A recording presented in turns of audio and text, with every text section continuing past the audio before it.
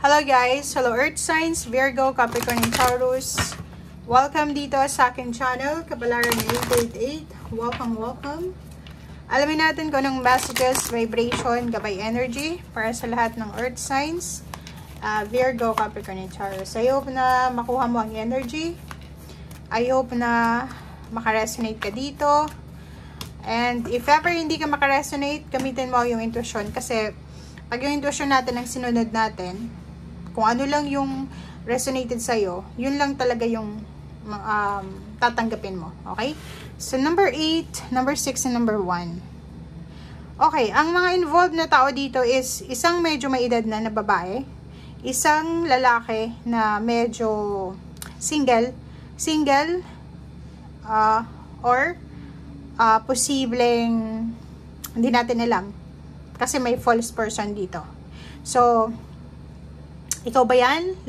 Medyo may edad ka ng babae or lalaki kasi wala namang gender sa tarot. So, pwedeng ito bata pa to, pwedeng ito matanda na. So, Earth Signs, Virgo, Capricorn, and Taurus, kung relationship yan, mag-iingat ka.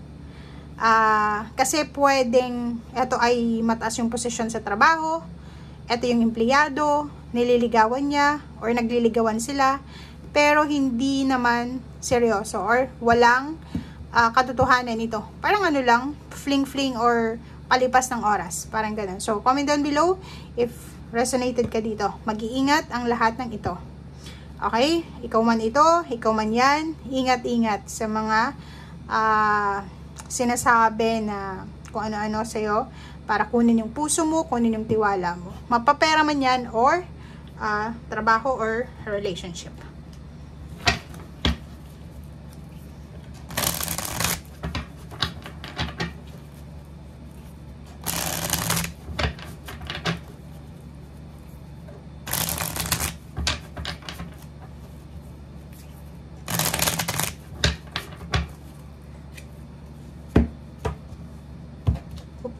Merong natira. Kunin natin.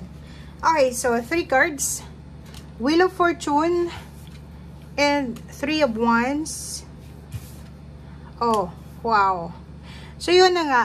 Nakikita ko sa inyo dito, may mga kompetisyon, pag-aaway, misunderstanding na posibleng matagal nang nangyari. Pwedeng last year, last month, few decades na.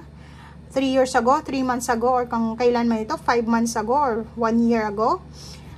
Siguro involved ka dito, or involved itong medyo may edad na to. Nakikita natin is a family competition, understanding, misunderstanding, or kano pa man, na siguro ang tagal-tagal mong minamanifest or pinagpipray na sana maayos na to. Diba? And sa araw na ito, kung makikita mo to, ang tatlong barahang yan, nagsasabi na may pagkakataon sa araw na ito na mabago, maayos itong mga competition na to. It's either sa trabaho yan, maraming nagsisipsipan, maraming nagsisiraan, maraming nag-aaway-away. Okay? I-comment mo na sa comment section kung ikaw resonated dito. Kasi pwedeng ikaw yan or ikaw to, involved ka sa may naninira sa'yo or kung ano pa man. And ang tagal-tagal mong hinintay ang pagkakataon nito na para matuklasan ng isang employer or ng isang boss kung ano yung nangyayari sa kanilang workplace. So, sa araw na ito, may posibleng pagbabago. Kung ano man tong hinintay mo or hinihintay mo na solusyon, ay posibleng makuha mo siya. Kung hindi yung trabaho, it's either family. Pamilya, pwedeng may mga nag-aaway-away na pamilya, hindi magkakasundo. And sa araw na ito, isang magic or isang parang naka-destiny siya na posibleng maayos kung ano man ito ng mga pag-aaway or kano pa man. So, hindi natin alam kung paano ito maayos kasi wala namang sinasabi dito kung paano. But, sinasabi na yung hindi stable, hindi balanse, imbalance na pamilya, imbalance na relationship, imbalance na trabaho, ay posibleng magkaroon ng balanse sa araw na ito.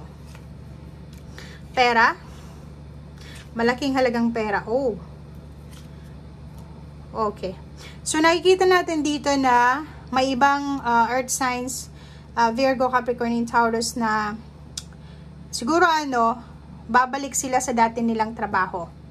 babalik sila sa lugar kung saan sila galing. Or etong lump sum of money na to, siguro marami kang pera dati. Or siguro, eto yung source of income mo. Kung ano man tong source of income na ginawa mo from your past, like dati mong business, dati mong pinagkakakitaan, sinasabi ng barahan na mahanap mo yung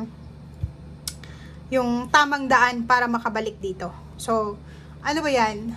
May nalugi ba na business? Nag-resign ka na trabaho? And then, siguro, sa araw na ito, magkakaroon ka ng urge na, ay, pwede na ako doon. Ay, pwede akong lumipat. Ay, pwede akong bumalik. Parang ganun yung mindset mo.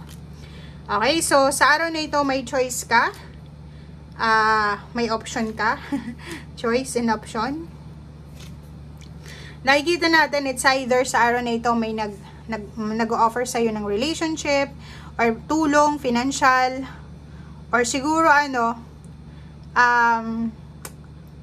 maraming nawala sa'yo na financial advisor. Yung mga taong tumutulong sa'yo sa financial mo. And siguro sa araw na ito, mababalitaan mo na, bumalik na siya. Pwede na ulit. Parang ganon. So, pwede din ito doon sa may maraming utang, 'di ba? Pag marami kang utang tapos nakabayad ka na, parang fulfillment ito na maiisip mo na pwede na ulit akong umutang, parang ganoon. So, ganoon din sa relationship, pwedeng may mga relationship na nagkalabuan for several years or several months and posibleng magkita sila and magkaayos. Trabaho, negosyo, source of money, financial, ganoon din. Kung ano yung nawala sa'yo, ay posibleng maibabalik ito. Okay? Financial siya, guys. So, kung saan galing or kung kanino galing itong financial na nawala sa'yo, ay posibleng bumalik ito. Pwedeng lang, may mga nahang na mga offers. It's either offer ng love or offer ng relationship or career, businesses. Source ng income. May mga, siguro mga noon siya may plano, travel, movement, paglilipat bahay. Yung mga na delay or nahang na situation sa buhay mo. Kung ano yun, isa sa mga nahang na situation sa buhay mo ay posibleng matuloy na. Kasi may pagbabago dito eh. Involve yung money, involve yung past, involve yung relationship, involve yung family, yung mga competition or misunderstanding. Kasama na dyan. Okay? So, nasa kamay mo sa araw na ito kung ano yung pwedeng mangyari sa buhay mo. Kung ano yung pwede mong maibalik sa buhay mo or kung ano yung pwede mong ibalikan sa nakaraan. Okay? Thank you guys. Bye!